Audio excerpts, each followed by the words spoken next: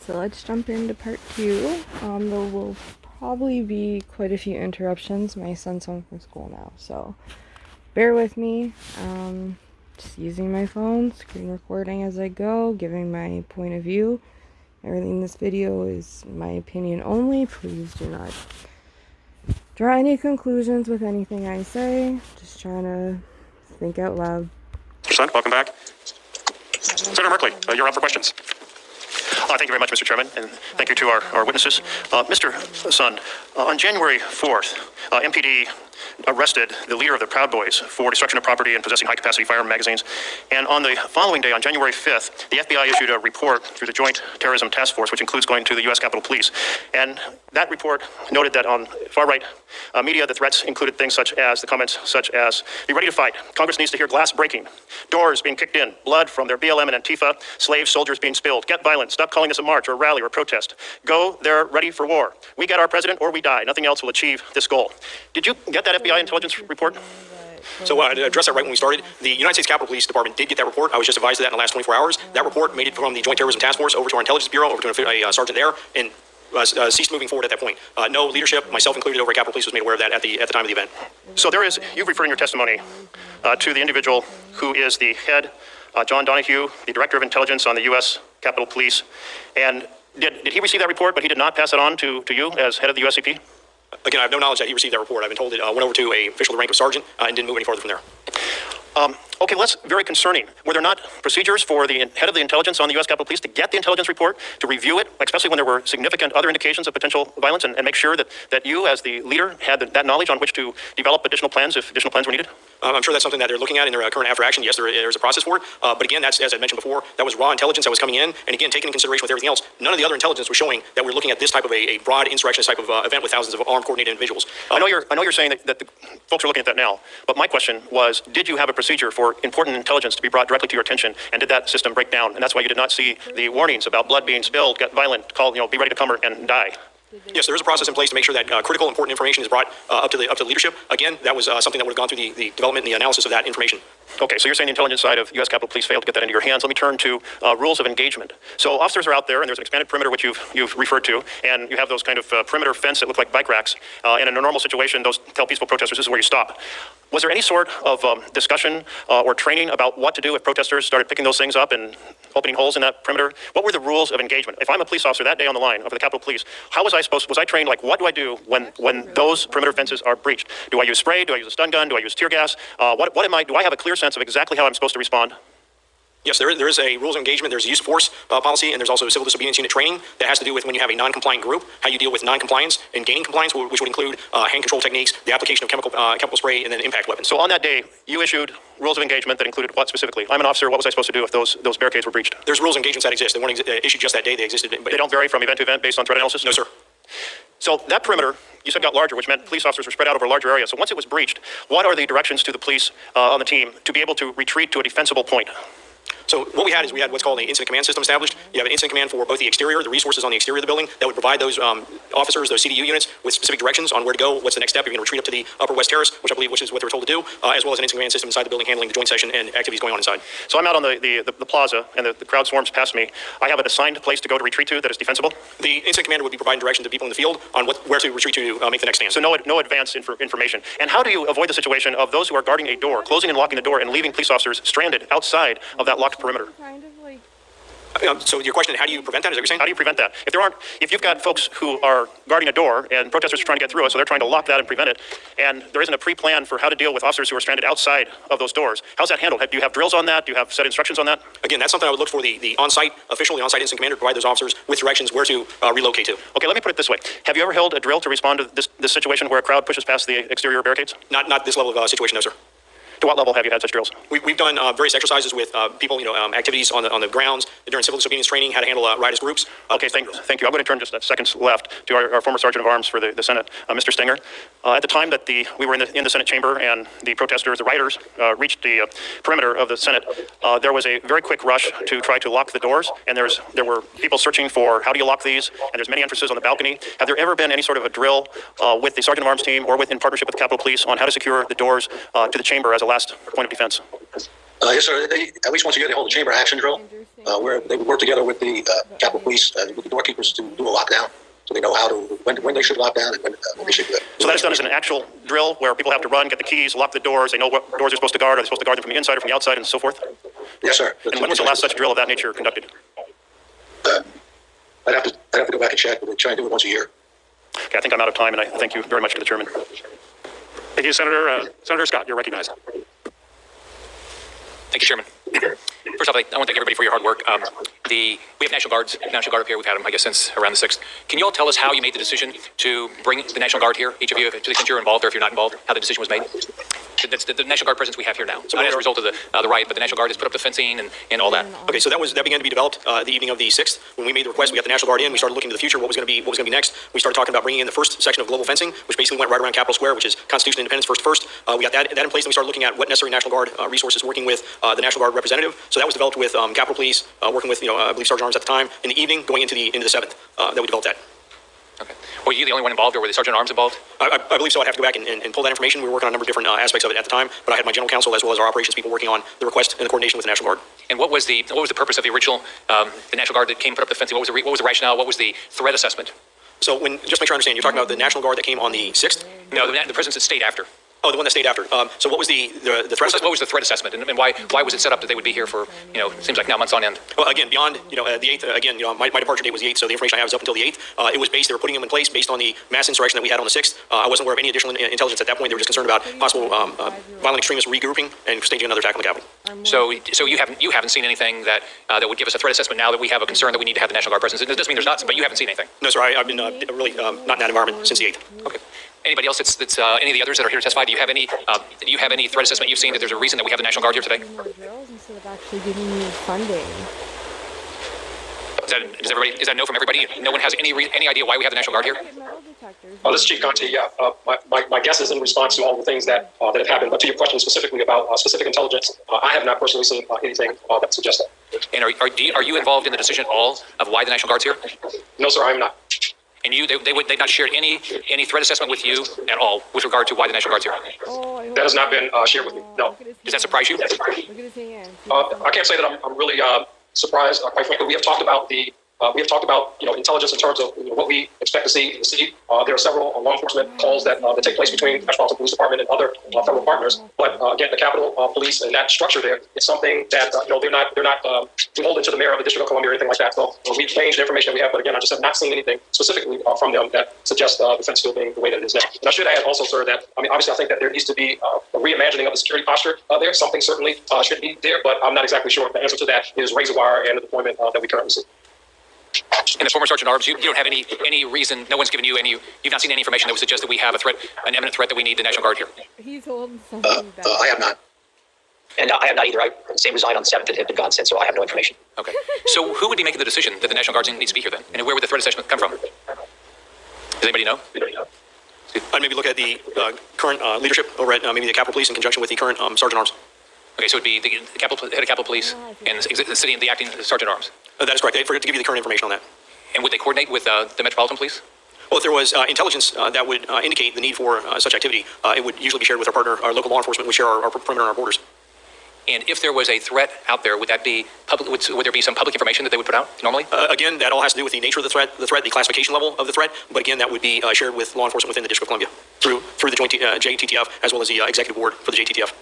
I'm flabbergasted that not that you don't know now, but that there's no public information about why we have all these National Guards here. I mean, does that surprise you? It's a significant security deployment. Again, I believe it's based on the facts of what they've seen. Hindsight being what it is. It's the facts of what occurred on January 6th, this unprecedented insurrection. Yep.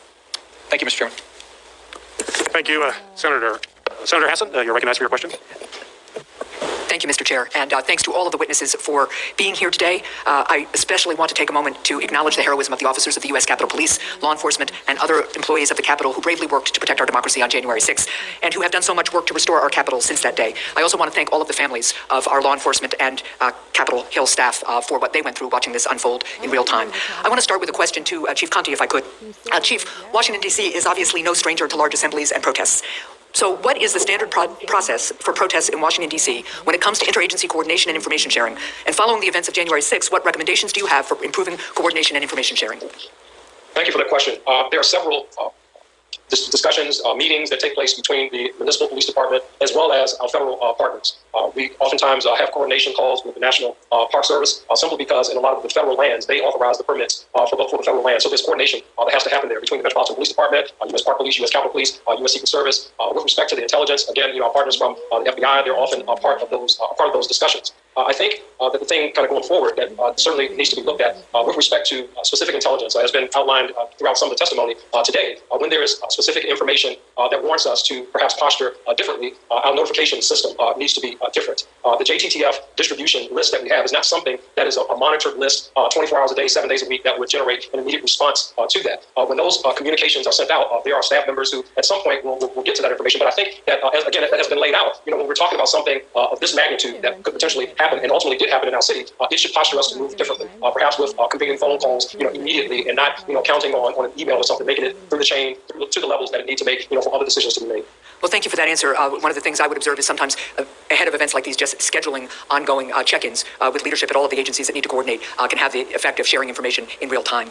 I want to move to a question to Mr. Stanger, Mr. Irving, and Mr. Sun. The Secretary of Homeland Security has the authority to designate events with national and international significance as national special security events, but that didn't happen for January 6th, even given the threat information readily available ahead of time. Designated events are eligible for expanded federal support related to the security of the events. So prior to January 6th, did anyone from the Department of Homeland Security contact you about a potential national special security event designation? And we'll start with you, Mr. Sund, and then move to the others. Thank you, ma'am. No, I'm not aware of anybody from DHS reaching out and requesting, if we want to follow up, if this want to be a national special security event, or if we were going to request that to be, or if they were going to identify and designate what they call a SEER, or special event rating, to the event. No, I'm not aware. Thank you. Mr. Stanger and Mr. Irving. No one contacted me. Oh my God. Thank you. And the same with me, Senator. No contact with me or my office. Well, thank you for those answers. I look forward to following up with the Department of Homeland Security about this during the next hearing on this topic. Mr. Sund, my last question. The officers of the Capitol Police work each and every day to keep the U.S. Capitol safe and secure. We are all grateful for the brave work of the U.S. Capitol Police officers on January 6th. Tragically, the law enforcement community has now lost 2 officers to suicide since January 6th as a result of the insurrection and the events then. My thoughts, and I'm sure the thoughts of all of us here today, are with the families of MPD officer Jeffrey Smith and U.S. Leaving good. Mr. Sund, what mental health resources are currently available to the United States Capitol Police officers, and are these resources sufficient? The department has brought in significant mental health resources, and I certainly do appreciate your recognition of that. I've talked to a number of officers who have definitely gone through the battle and feel that they're feeling a lot of trauma from it. But I know the chief of police, the acting chief, has brought in significant resources. We had the employee assistance program, but they brought in a number of outside contractors that have gotten very good response. So I think there's a lot of mental health resources available, and I know a number of officers are taking advantage of it, which I'm happy to see. Well, so am I, and I would encourage all officers who feel that they could benefit from counseling to reach out for it. And I would certainly encourage, and I'm sure my colleagues here would too, that all leadership in law enforcement reach out to us if they feel the resources are strained or need bolstering in some way. Thank you all for your service. Thank you very much for your testimony and for being here today. To the chair and ranking members of our respective committees, thank you so much for organizing this hearing. Thank you, Senator Hassan. Chair now recognizes Senator Hawley for his questions. Thank you, Mr. Chairman. I want to begin by saying a special thank you and a special acknowledgement to Captain Mendoza, who shared her testimony earlier this morning. Captain Mendoza is a native of Missouri and an alumna of Park University, if my memory serves. And I just want to say to her, I want to thank her for being here today, but also for her incredible bravery and courage on January 6th. And on behalf of the entire state of Missouri, I want to say thank you for what you have done. Thank you for what you represent. And I also want to take that opportunity to say again now, as I said on the night of that terrible day, a thank you to all of the law enforcement from all of our various branches who responded in this dire emergency to face these criminal rioters, these violent criminals, to repulse them from the Capitol and to secure this space so that the work of Congress could continue. So thank you, and a special thanks to Captain Mendoza from the state of Missouri. Mr. Sund, if I could just return to the question about the National Guard activation. I'm a little bit confused about the timeline here, and I want to ask you, Mr. Irving, some questions just so I can get this clear in my own head. I'm looking at your written testimony. You testified that you spoke with Mr. Irving at 1:09, actually both of the sergeants at arms, at 1:09 p.m. And I understand there's a little bit of dispute about the timeline here, but you do say that Mr. Irving advised you that he needed to run it, namely the request of the National Guard, he needed to run it up the chain of command. Have I got that right? That is correct, sir. Okay, Mr. Irving, can I just ask you, when Mr. Sund says that you told him you needed to run it up the chain of command, to whom were you referring there? Senator, I do not recall a phone call at 1:09 when I was on the floor of the House during the Electoral College session. My phone records do not reflect a telephone call at that time. And had I received a call at that time, I had everyone with me. I had Mr. Stanger, leadership. We would have approved it immediately. So I have no recollection of that call, and neither do I have a record of it. But you say, I think, that you spoke with Mr. Sund later at approximately 1:30. Is that right?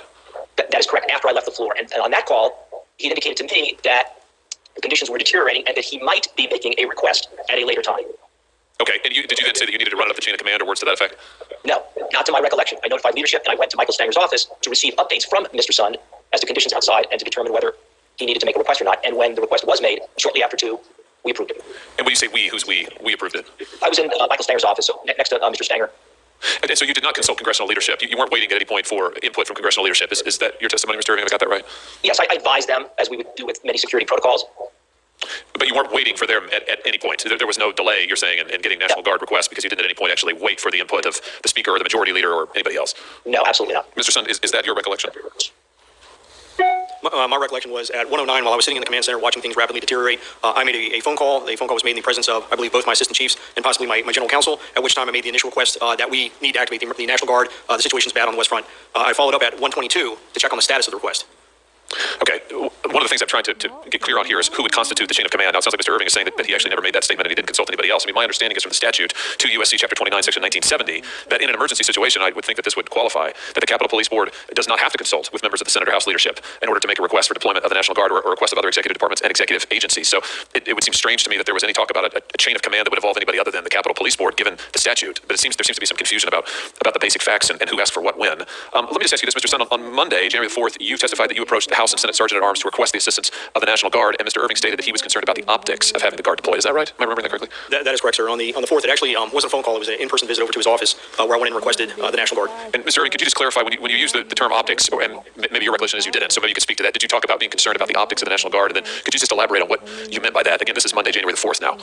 Yeah, on Monday, January the 4th, Senator, safety was always the deciding factor in making security plans. And the issue on the table was whether the intelligence warranted troops at the Capitol. And the conversation with Mr. Sun was not, I did not take it as a request. He was merely informing me that he had received an offer from the National Guard. And then when we included Mr. Stanger, the three of us discussed the specific issue as to whether the intelligence warranted the troops. And the answer was no. It was a collective answer, no. And then Mr. Stanger put forth his recommendation to have them on standby. And my recollection was Mr. Sun was very satisfied with that. In fact, he briefed the following day that he was satisfied, and I heard no concern anytime thereafter. But were you concerned, this use of the word optics, the appearance, what it would look like to have the Guard, this is what Mr. Sun has testified was a concern on January 4th, that there was reluctance to request assistance because of the appearance. Was there something that what's the appearance that you were concerned about, Mr. Irving, if indeed you were? Were you concerned that having the Guard present would look like it was too militarized? Were you concerned about the criticism of the Guard being deployed in Washington during rioting earlier this summer, the summer 2020? Just give us some insight into your thinking there as you recall it. Senator, I was not concerned about appearance whatsoever. It was all about safety and security. Any reference would have been related to appropriate use of force, display of force, and ultimately the question on the table when we look at any security asset is, does the intelligence warrant it? Is the security plan match with the intelligence? And again, the collective answer was yes. Mr. Chairman, can I just ask one final question? Yes. Thank you, Madam Chair. Thank you. Speaker Pelosi has asked retired Lieutenant General Russell Honore to lead an immediate review of Capitol security in light of the attack. The General has said that the leadership of the Capitol Police, that be you, Mr. Sun, and both of you, gentlemen, the House and Senate Sergeants at Arms, he's criticized you for, and I'm quoting now, the appearance of complicity during the attack, and also said that you were potentially undertook complicit actions. Those are his words during the attack. Mr. Sun, were you complicit in this attack on January 6th? Absolutely not, sir. I've heard those comments as well, and I think it's disrespectful to myself and to the members of the Capitol Police Department. Mr. Stinger, were you complicit in the attacks on January 6th? Mr. Stinger, were you complicit in the attacks on January 6th? Sir? Mr. Irving, were you complicit in the attacks on January 6th? Absolutely not, Senator. Yeah, of course none of you were. There's absolutely no evidence to that effect. And Mr. Sun, I think your comments are appropriately taken to allege that any of you were complicit in this violent mob attack on this building. I think is not only extremely disrespectful, it's really quite shocking. And this person has no business leading any security review related to the events of January 6th. Thank you for your indulgence, Madam Chair. Thank you very much. Next, a new member of both committees, Senator Padilla. Thank you, Madam Chair. There's been a lot of questions. I've been popping in now from multiple committees, but I understand there's been a lot of questions already about intelligence, what was known, what was assessed, what was shared, et cetera, and differing opinions. I'll try not to be too repetitive. First, a quick question for Chief Sund and the two Sergeant at Arms. I imagine, like most people, you saw most, if not all, of the House impeachment managers' presentations before the United States Senate. As they sort of laid out the case, set the impeachment question aside, we know how that was resolved. But in terms of how January 6th didn't just happen, but the lead up to January 6th, is there anything from that presentation that you would disagree with? So to just make sure I understand, the video I watched and all the information, the video that was portrayed is all accurate video. As far as any of the other commentary associated with the video, I can't say I watched every single bit of it, but I can tell you the video, a lot of that video was video from the United States Capitol Police, and it was all accurate. Okay, thank you. Mr. Stanger, Mr. Irving, same question. The video I saw certainly reflected what I could see from my window on the day of January 6th. And from my perspective, Senator, I have not diagnosed why the attack occurred. At the time, we left all information to the intelligence agencies that we had at the time, and I would say now to leave it to the after-action investigations to make determinations. Okay. Question for Chief Sund specifically. Now, there is an intelligence division within the department, correct? Yes, sir. Okay. And Now, having read your letter to Speaker Pelosi, you make reference to events on both November 14th as well as December 12th that you had sort of comparable intelligence in terms of risk assessment, threat assessment, in the events of November 14th and December 12th, not leading into anything near what happened on January 6th. Is that my correct interpretation of your letter? Yes, that is the correct interpretation of the letter. Both the assessments indicated that we were going to have various militia groups and extremists in attendance. Right. In addition to the fact that, as Chief Conti had testified to earlier, weapons were recovered during both those events. Okay. And so, to the best of your recollection, in the lead up to January 6th, since it was comparable assessment, comparable intelligence, roughly, you therefore proceeded with comparable preparation and posture. Yeah, that is absolutely correct. We proceeded with the posture of seeing it could have instances of violence. We knew it was going to be focused on the Capitol. We knew that there was going to be members of Proud Boy, Antifa participating. And like I said before, not Capitol Police, not Metropolitan Police, not any of our federal agencies had any information we're going to be facing armed insurrection of thousands of people. Now, if we take our experience with terrorism globally and look at case studies, both incidents that have been prevented and those that were successfully executed against the United States, is it plausible, and I know hindsight's 2020, is it plausible that the November 14th, December 12th incidents may well have been trial runs? The very extremist organizations you've referenced involved with the organizing and participation of November 14th, December 12th, to gain counterintelligence on how you and your partner agencies would be planning and preparing for such incidents. Well, as you rightly point out, when you look at some of the terrorist attacks that have occurred, there has been pre-planning, there has been pre-surveillance, pre-collection of intelligence on the security features. I don't know if the November and December were two instances of that, but I would suspect with the fact that we're finding this was a coordinated attack, I wouldn't doubt there was pre-surveillance. So we don't know they were, we don't know they weren't. That's my point. Correct. And our intelligence folks will be here at a subsequent hearing, but we're all in this together. In your letter and your testimony earlier today, you bluntly said the intelligence community missed this. That's correct, sir. That's the way I feel. Now, who was Commander-in-Chief on December 6th? When you say Commander-in-Chief? Who was the President of the United States? Donald Trump, sir. Overseeing the intelligence community that missed this. Repeat your answer. For the entire 18 agencies that represent the intelligence community, yes, sir, they would be Commander-in-Chief. And who was that again? President Donald Trump. Let me ask a couple questions on a different topic. I think it's obvious to many across the country. I was one of 3 senators who was not in chambers on January 6th. I had the benefit, if you will, of watching the events occur in real time, both inside the Capitol and outside the Capitol on television. One thing that was not lost on me and many people that I've talked to is the difference in both police presence and response on January 6th compared to events from last summer when peaceful protesters were demonstrating in the nation's capital in the wake of George Floyd's murder. Last summer, they were met with significant force. A couple of data points to date, some 250 individuals who were involved in the Capitol insurrection of January 6th have been arrested. More will likely be arrested in the coming weeks and months, but only a small number, about 52 of these individuals were arrested on January 6th. By contrast, during the largely peaceful protest of last summer, 427 people were arrested. On June 1st alone, 289 people were arrested. Similarly, some 300 protesters were arrested during the Kavanaugh hearings in 2018. So, question, Mr. Sun, can you tell us exactly how the Capitol Police preparations for January 6th differed from preparations for the protests from last summer? And if you can specifically address if they were the same or different use of force guidelines in place on January 6th compared to the protests of last summer, or any criteria for making arrests on January 6th versus the protests from last summer. Okay, and if you could do that in about a minute.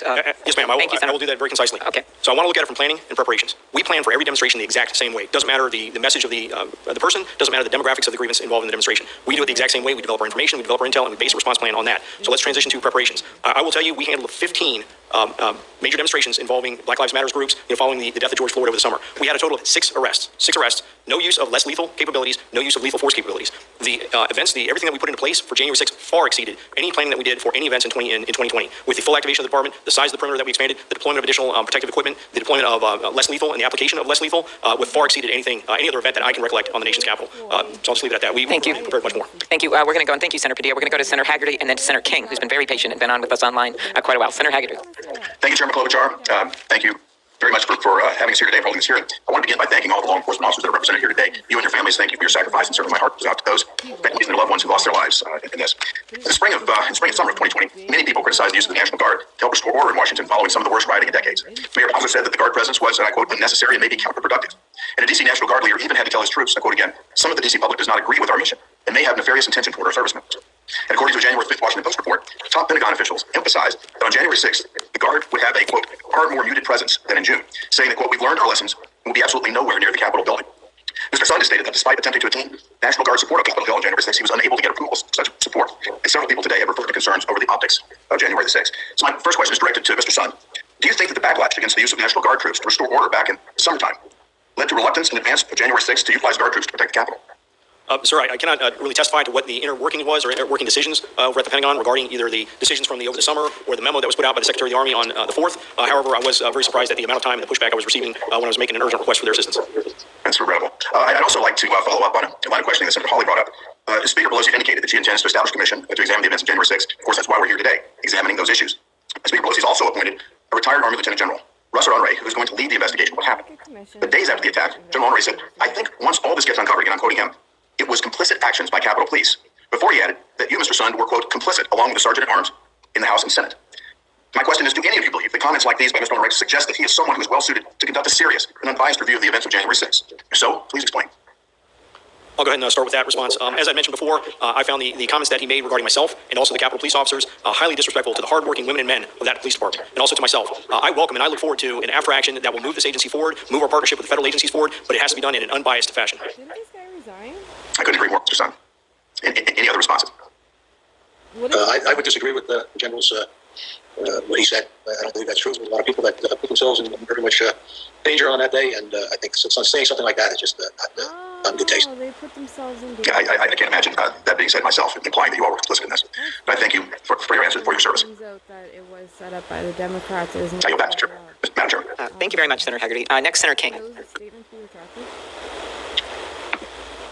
You may be muted, Senator King. No, I got it. Okay, great. Thank you, Madam Chair. And I want to thank the witnesses first for their patience this morning and their thoroughgoing answers. This has been a long hearing, and I really appreciate it. And I appreciate the fact that although you all are no longer, other than the chief in Washington, no longer in your positions, you've come forward to give us the benefit of your observations. It seems to me one of the clear, and no, I'm not going to plow this ground again, but one of the clear pieces of information we've learned today is an intelligence failure. Not necessarily a failure of intelligence, but a failure to communicate intelligence. And I think that's something that we all need to think about, and you can be very helpful to us in suggesting what should be the chain of communication in terms of intelligence. You can't adequately prepare if you don't have the information, and it clearly seems to me there were some failures. Chief Sund, I have a specific question for you, and it's more forward-looking, but I'd appreciate your insights. The question is, how do we protect the Capitol from either an angry mob or probably more likely 1 or 2 or 3 malignant actors without turning it into a fortress? How do we allow the American people to go in the rotunda, to tour the Capitol, to picnic on the grounds, to play with their kids? It seems to me that going forward, that's really one of the challenges. We want security, but we don't. I would hate to see the U.S. Capitol turned into a fortress. Your thoughts, Mr. Sund? Everyone knows the judges. I think you need your mic on there. Thank you. There you go, ma'am. Thank you very much. I'll go back to your original comment with the intelligence and the communications. I think we have the process in place for when we have credible intelligence, especially high-level credible intelligence, to quickly get to where it needs to be. I think my big concern is, on the collection, on how wide we're casting the net to collect our intelligence that would have revealed that this was coming, and we were facing this type of mass insurrection. I definitely want to say the Capitol Police is well-versed, well-trained on handling what you're talking about, a Mumbai-style attack, a couple of attackers armed, active shooter events, things like that. Those are the type of events that we are ready for. It is the thousands of people that are storming the Capitol that creates a big issue with us. So when you talk about physical security, and I mentioned it in my opening statement and one of the initial questions, I think there are options for maintaining an open environment, an open campus type of environment, while putting some substantial physical security measures in place, both for the building, the skin of the building, as well as farther out. Time and distance is our best friend, and the most important thing is to provide some kind of protection farther out, so the officers have more time to deal with it. But that's something that I think should be discussed in a closed or classified session. I understand, but and I hope that is a discussion, Madam Chair, that we can have. I think that's a very important because we just, as I say, we don't want the United States Capitol to be so protected that it's inaccessible to the American people. Amplify on your intelligence. It seems intelligence answer. It seems to me you're saying it's communicated adequately, but we didn't have the collection that we needed. For example, the Norfolk, Virginia letter. How does it get filtered, and where does it get filtered? Again, the Norfolk Field Office letter. That's something to consider, because even on the 5th, at noon on the 5th, I held a joint conference call with the members of the board, my executive team, a dozen of the top law enforcement and military officials from Washington D.C., where we discussed the upcoming events on the 6th, the upcoming events for the inauguration, any kind of threats, any kind of issues we may have. And even though we had the director of the field office, for the Washington Field Office of the FBI, nothing was mentioned about it.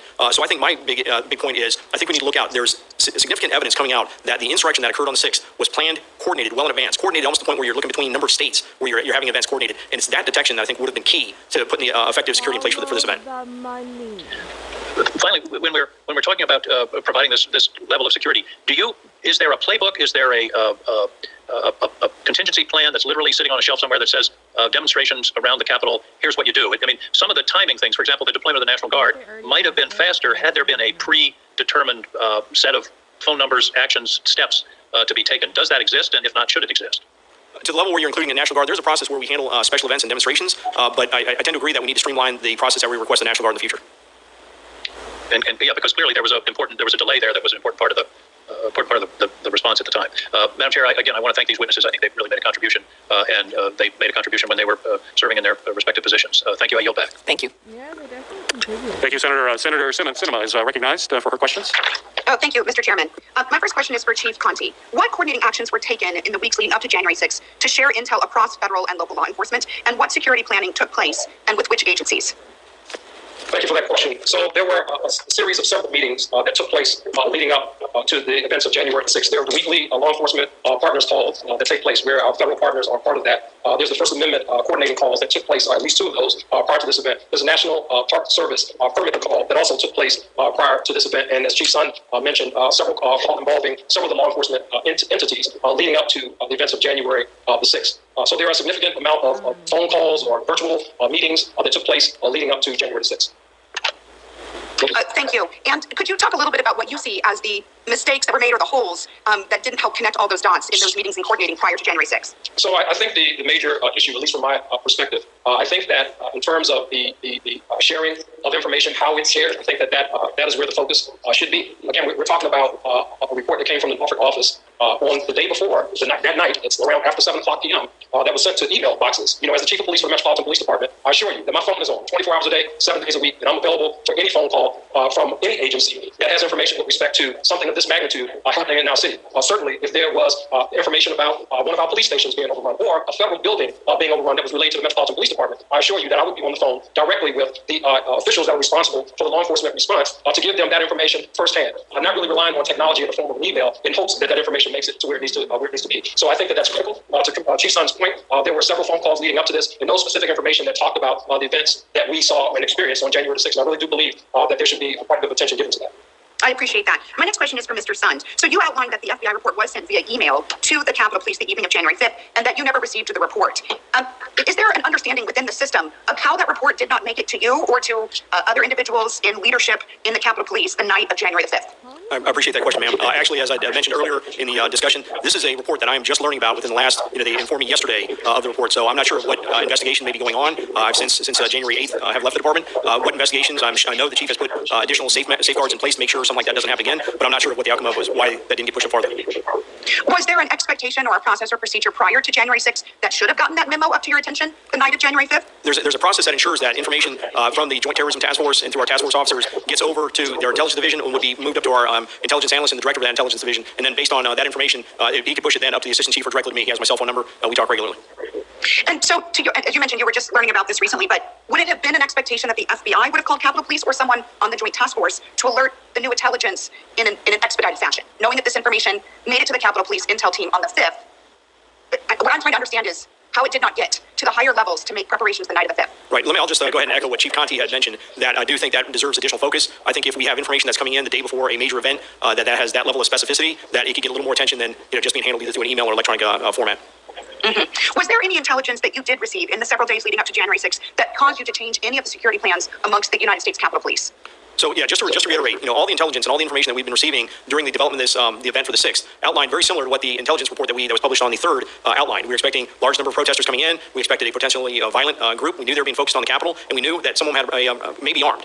And that is what was really driving up until even, regardless of what was put out the 3rd, this was information that we knew. We were developing our security plan around that, and that's when we looked at, based on our review of the November and December mega events, determined we were going to adjust our fence line and push our fence line out. And when we wanted to do that, that's when I requested the National Guard, knowing we're going to need support for the fence line.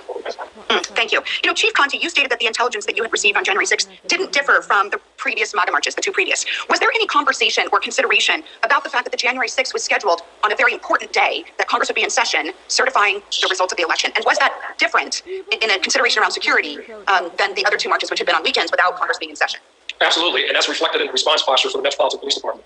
For the two prior demonstrations that happened, the MAGA 1 and 2 marches, the Metropolitan Police Department, we did not call up officers from surrounding jurisdictions to be stationed physically within the footprint of the District of Columbia. We did not do that before. The mayor, in addition to calling up those additional resources, again, called up the National Guard specifically for the reasons that we outlined to them, which would allow the Metropolitan Police Department to be a lot nimble in our response. That, in essence, enabled us to be able to respond quickly to assist the Capitol Police officers. So those responses were different. We were disrupting individuals or intercepting individuals who were armed with firearms in our city in violation of the mayor's order, many of whom that were on federal grounds. So the Metropolitan Police Department's posture certainly was escalated beyond what we did the prior two marches. Thank you. Mr. Chairman, I appreciate your indulgence. I see I've gone over my time. I have a few extra questions that I'll submit. Thank you. Okay, very good. Thank you, Senator Sinema, and thank you for your emphasis on the FBI report and the issues that everyone here seems to acknowledge with getting that it didn't go at the right place, and just putting send isn't enough for a report like that. Okay, next we have Senator Cruz, and then after that will be Senator Ossoff. And if there's any other senators who wish to ask questions who haven't asked questions, you should tell us, because those are the last two we have. Senator Cruz. Thank you, Madam Chair. And let me say to each of the witnesses here today, thank you for being here, thank you for your testimony, and thank you also for your service. I want to thank each of you and also each of the heroic law enforcement officers who demonstrated extraordinary courage in fighting to repel the terrorist attack that unfolded on the Capitol on January 6th. And we are grateful for the bravery and the courage in the face of a truly horrific attack. In the aftermath of that attack, there is naturally a process to assess what could have been done to better prevent that attack, to better secure the Capitol. And I think everyone recognizes that hindsight is different from a decision made in the moment facing the threat immediately. But this hearing is nonetheless productive for analyzing the security decisions and law enforcement decisions that were made real time, and for learning from them what can be done differently to ensure that an attack like that never again occurs. Chief Sund, I want to focus on, with some detail, your written testimony and just walk through what occurred in the days preceding January 6th and then on January 6th. So in your written testimony, you say, on Monday, January 4th, I approached the two Sergeant-at-Arms to request the assistance of the National Guard, as you had no authority to do so. You go on to say, I first spoke with the House Sergeant-at-Arms to request the National Guard. Mr. Irving stated that he was concerned about the, quote, optics of having National Guard present and didn't feel the intelligence supported it. He referred me to the Senate Sergeant-at-Arms to get his thoughts on the request. I then spoke to Mr. Stenger and again requested the National Guard. Instead of approving the use of the National Guard, however, Mr. Stenger suggested I ask then how quickly we could get support if needed and to lean forward in case we had to request assistance on January 6th. Can you describe at a little more length those conversations with the two Sergeant-at-Arms on January 4th?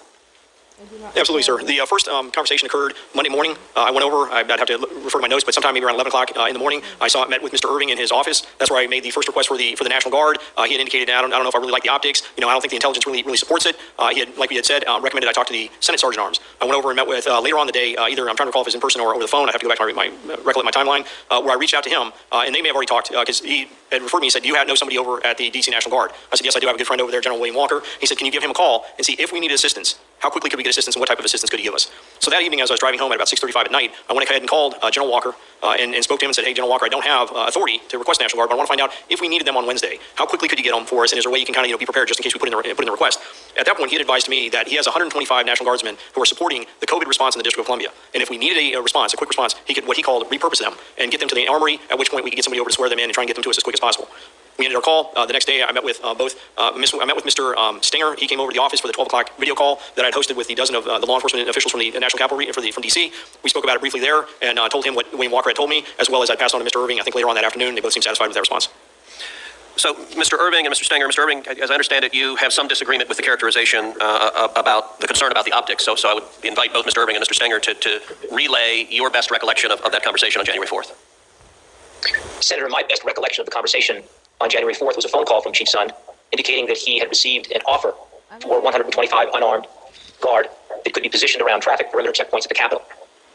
My recollection, again, is as we followed up with Mr. Stenger, the three of us engaged in a conversation whereby we looked at the offer in light of the existing intelligence.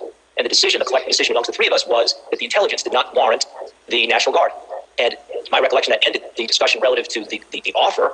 And the only question on the table is, should we perform any follow-up? And Mr. Stenger recommended that we ask that they be placed on standby. And that was the end of the discussion. So to the best of your recollection, did you make the comment about optics? And if so, what did you mean by that? I cannot remember my exact verbiage. Had I used any language to the effect, it was all in reference to whether the intelligence was matched to the security plan. And let me ask both Mr. Irving and Mr. Stenger, did you all have conversations with congressional leadership, either Democratic or Republican leadership, on this question of supplementing law enforcement presence, bringing in National Guard, either on January 4th or real time on January 6th? On January 4th, no, I had no follow-up conversations, and it was not until the 6th that I alerted leadership that we might be making a request, and that was the end of the discussion. Mr. Stenger? For myself, it was January 6th that I mentioned it to Leader McConnell's staff. So there's been some disagreement about what time phone calls occurred. I know Senator Portman asked earlier, presumably everyone has phone records. I think it would be helpful if each of you could forward the relevant phone records to this committee. And Chief Sund, you also referenced in your testimony that you sent an email to congressional leadership. If you could forward that to the committee as well, I think that would be helpful. Thank you. Thank you. Senator Ossoff. Thank you, Madam Chair. Thank you to our panel. Just want to take a moment and echo the sentiments of so many of my colleagues expressing appreciation for the men and women of the United States Capitol Police who endured a great deal on January 6th and showed great heroism. And also, Madam Chair, if I might express an interest in working with you to ensure that they're well taken care of and their needs are met. This discussion of the conversation that the three of you had regarding supplementary security support on January 6th raises the question of who's in charge. Is consensus between the two sergeants at arms and the chief of the U.S. Capitol Police required to make such a request? Mr. Sund.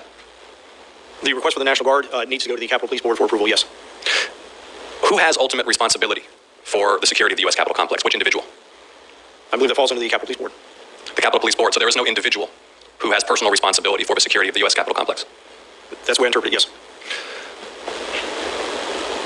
Had the U.S. Capitol Police conducted exercises simulating comparable events such as a violent riot on or within the U.S. Capitol complex?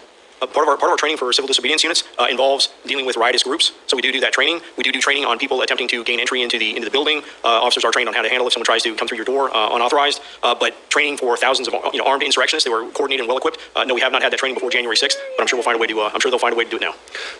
So, if I understand correctly, Mr. Sund, you're saying that personnel had engaged in tactical training regarding techniques to repel attempts to breach the complex, regarding rules of engagement, but had any comprehensive exercises that included command, that included procedures for coordination with supporting agencies, that included requests for support, that included communications with the Department of Defense or White House officials or Guard units been conducted?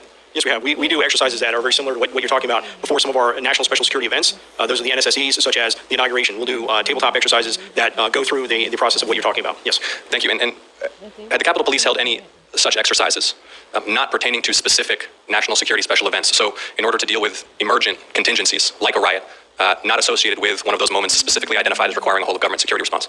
Yeah, one of the most important aspects of that you're talking about that we train our individuals to is what we call the incident command system. That's one of the systems that we feel really under the unprecedented pressure that they exhibited on January 6th begin to break down. The incident command system is established specifically so you have people that have the clearest understanding of what's happening either in the field or inside the building, in control of the resources to utilize to defend against whatever issue you're having or respond to whatever incident you have. It's really an all hazards approach, but that is something that's trained. We have it as part of our general orders. That is something that we'll need to look back on to see how it broke under this pressure. And I ask this question in part because of the account that's been shared regarding the coordination with the Guard unit, which was here for COVID-related mission.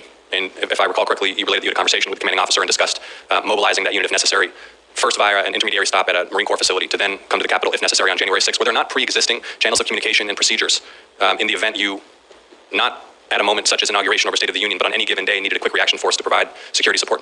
Well, I think that when you refer to it, I think it's the established process where if you're going to request them in advance or request them for an incident, I think what we need to look at is those emergency requests. But there is a process for going through the Secretary of the Army, placing an official request. Ultimately, we did that. We had to do a letterhead after the fact. We did the oral request first and set it up that way. But I think what I did by reaching out to General Walker was to get an idea, much like as I was requested to do, if we requested them on the 6th, what kind of resources could they give us and what type of time frame would we be looking at. But I agree, there's already existing process and channels for making the request for National Guard. Right, because you in fact anticipated there might be some need based upon intelligence that your department was seeing. But on any given day, if a foreign terrorist organization decided to mount an attack on this complex, do the procedures exist and are channels in place such that a quick reaction force can be mustered swiftly, such that someone in your position knows exactly who to call and they can do so without consulting with the sergeants at arms?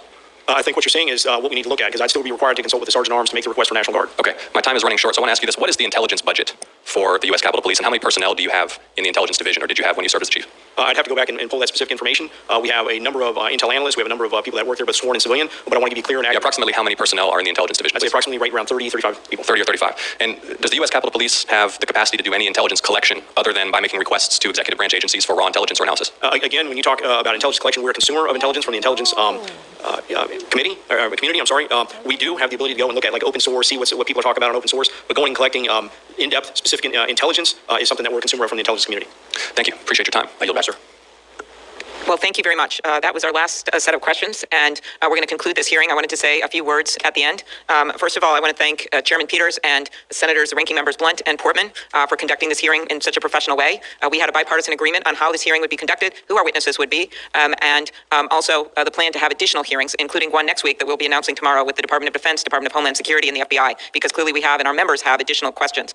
I want to thank the witnesses, as I said, for voluntarily appearing before us. I want to thank Captain Mendoza for her moving words and bravery. In many ways, she represents all of the officers that were there that day.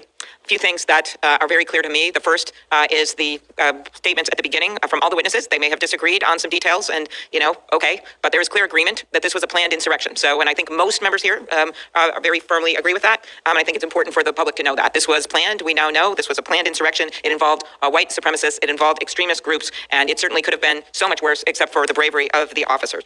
Secondly, we learned about the intelligence breakdown. So many of the members of both committees asked about that, particularly the January 5th, the FBI report report that had some very significant warnings from social media about people who were coming to Washington who wanted to wage war. The fact that did not get to key leaders in the Sergeant of Arms or the Capitol Police Chief is, of course, very disturbing, really on both ends. I mean, you can't just push send. As we all know, we get tons of emails and hope that it gets to the right person, especially when we're dealing with something so serious. The January 3rd intelligence report that came right out of the Capitol Police also contained, according to Washington Post reports and other information, some pretty foreboding details that I would have thought would have resulted in planning and more preparations. The delays in the approving a request for National Guard assistance, both from the Capitol Police Board and the Department of Defense. The fact that the Sergeant at Arms were focused on keeping the members safe in both chambers while the Chief was trying to get some emergency approval. To me, you can point fingers, but you could also look at this as a process that is not prepared for a crisis. And I think out of that, there's some general agreement, just based on talking to a number of members, that there should be changes to the Capitol Police Board, the approval process, and the like. And it's clear that that action must be taken not only to protect our Capitol, but also to protect the brave officers charged with protecting the citadel of democracy. Better intelligence sharing, always an outcome when there's failures of intelligence. We know that, but I think we'll get more details in the coming week. Some security changes at the Capitol, requests that have been made for a while on those changes that I think we have to seriously consider. And no, it does not have to be barbed wire. And of course, this is a public building, and you want the school groups, and you want the veterans, and you want people to be able to visit here. But that doesn't mean that we don't make some smart security changes to this building. The use of the National Guard. We know after 9/11, the National Guard helped for quite a while. We also know that we have to have a plan going forward, as well as consider what happens when we need a greater number of National Guard in a crisis and how those approvals are made. Those are just some of my takeaways. I'm sure many others will have more, but I do want to make it clear that there are some items of agreement between most of us on this committee, and I don't think we should let the words of a few become the story here, because I think this has been a very constructive hearing, and I want to thank our witnesses for coming forward as they did. And I want to thank Senator Peters, and we look forward to more hearings. Thank you. Well, thank you, Chair Klobuchar. I have enjoyed this hearing. Thank you for your leadership. It's been good working with you and your entire team with the Rules Administration Committee. And certainly want to thank Ranking Member Blunt and Portman and all the members who came here together today to work in a bipartisan way to ask tough questions and to get answers. I want to thank Captain Mendoza for sharing her experiences. Certainly a very powerful way to start this hearing. But I truly appreciate each of the witnesses that were here today, who came here today willingly and knew you would be asked tough questions, and you were willing to do that. And certainly we appreciate you for that effort. And while this hearing certainly shed some new light and offered some new information on what happened to the lead up, as well as to the response to the January 6th attack on our Capitol, it's also raised a number of additional questions that need to be asked. For the past 2 years, I've been working to draw attention to the rise of domestic terrorism, and specifically violence driven by white supremacists. We have only seen the threat of this violence grow, not just from white supremacists, but also from anti-government groups and people who have been swept up by conspiracy theories and just simple outright lies. The events of January 6th and the answers that we heard today only further highlight a grave national security threat that our current Homeland Security apparatus is clearly not fully equipped to address. Our national security agencies were overhauled, and they were forged in the aftermath of the September 11th attacks. And they're basically built around responding to foreign terrorist attacks, and they have been slow to adapt to this evolving threat of domestic terrorism that we have seen in the last few years. The Homeland Security Committee was created to oversee reforms to fix the intelligence failures that led to 9/11, and now I intend to ensure that this committee oversees efforts to fix the failures that led to the January 6th attack. There's no question our federal counterterrorism resources are not focused on effectively addressing the growing and deadly domestic terror threat. The January 6th attack marked a once-in-a-lifetime failure, and now we have the duty to ensure that the federal government is doing everything in its power to make sure another attack like this never happens again. We must align our counterterrorism resources and our intelligence gathering efforts to ensure we're focused on this dire threat. The FBI, the Department of Homeland Security, and the National Counterterrorism Center right now are 8 months late on a report to assess the threat posed by domestic terrorism. And we're going to continue to push them to complete this report as soon as possible so that we can take meaningful action. There's no question in my mind that there was a failure to take this threat more seriously, despite widespread social media content and public reporting that indicated violence was extremely likely. The federal government must start taking these online threats seriously to ensure they don't cross into the real-world violence. I also plan to keep the pressure up on social media companies to work harder to ensure that their platforms are not used as a tool to organize violence. So this investigation does not end here today, and I look forward to our next hearing where we will continue to seek answers to important questions that were raised today and others that need to be answered. Before we adjourn, however, I have to do a bit of quick housekeeping. It's my privilege to announce the members of the subcommittees of the Homeland Security and Government Affairs Committee for the 117th Congress.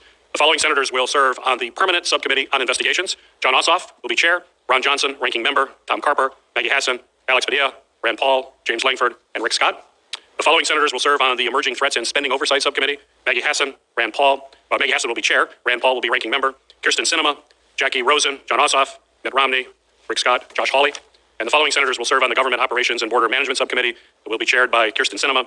James Langford will be ranking member, Tom Carper, Alex Padilla, John Ossoff, Ron Johnson, Mitt Romney, and Josh Hawley.